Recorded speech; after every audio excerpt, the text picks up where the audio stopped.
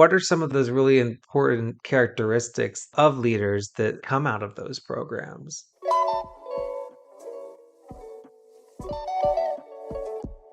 I think you kind of touched on it pretty deep in depth, but I'm just curious if you have any other insights. Well, I think that the nice thing about a program like this is that it is not putting anyone in a box.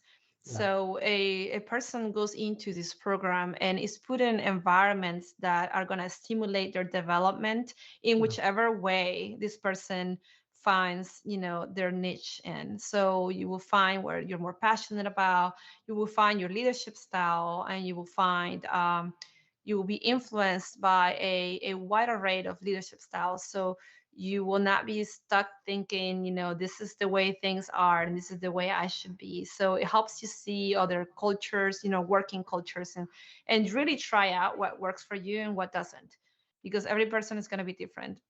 At the end of the day, what you will have is people that are more that have a lot of accountability, ownership, and that care for the success, the collective success of the Mhm. company, not just of their own work and not just of their own department. So that's just a few of the benefits that I could probably point out, but there are just so many. And um, like I said, everybody will develop in their own way. So that's the nice thing about it. Is this is not a workshop training where you are, conceptually learning the concepts of leadership development and then you forget the Yeah. next day. And it's not a coaching environment. I am not a coach. It is I am good at helping you create those environments where I know you're going to be stimulated and where I know that you have the freedom to move around and, spend your wings.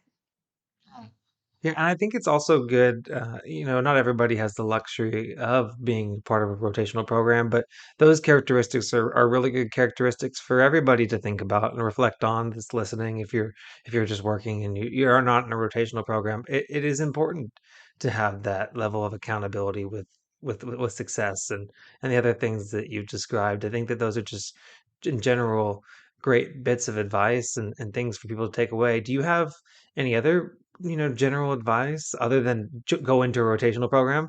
Any other general advice? Unless you want to just talk more about the pitch the rotation programs further, but anything else for a young engineer or somebody that's thinking about going into engineering? Yes, definitely. So one of the things that I would say is very important is don't be afraid to put yourself out there.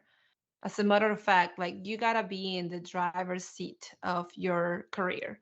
Nobody else is gonna do that for you. Don't wait for somebody to come and just show you the ropes and tap you on the shoulder. Showing initiative makes a huge difference. It, Mhm. it definitely shows others that you're worth investing their time into, and it's just great once you put yourself out there just to see what all the options are available for you as well. I think that's very important. So that would be my best advice, just for many reasons. One, the exposure that you get, and just being able to have access to those mentors that could guide you in your career. And just the other aspect of it is to just get out there and find out what your true passion is. Because when you find something you're passionate about, when you go to work, you're going to be that much more productive and that much happier. So that's what I would say.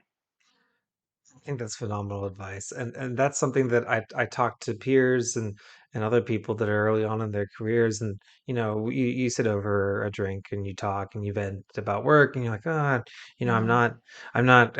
not getting promoted, or I'm not doing this. I'm like, well, are you advocating for it? What are you doing to advocate for yourself? Are you seeking out mentors and people that can give you advice on how to navigate those internal Hmm. politics within your company? Are you seeking out people that have sway in your organization that can help you advocate for you? Are you having those candid conversations with your manager about how what you want to do next? And because they can't read your mind. They can't, I mean they can Right. do their best, but like you said, you own your own career development. You are your biggest advocate. You're always going to be your strongest advocate. So putting yourself Hmm. out there is just so crucial to career development.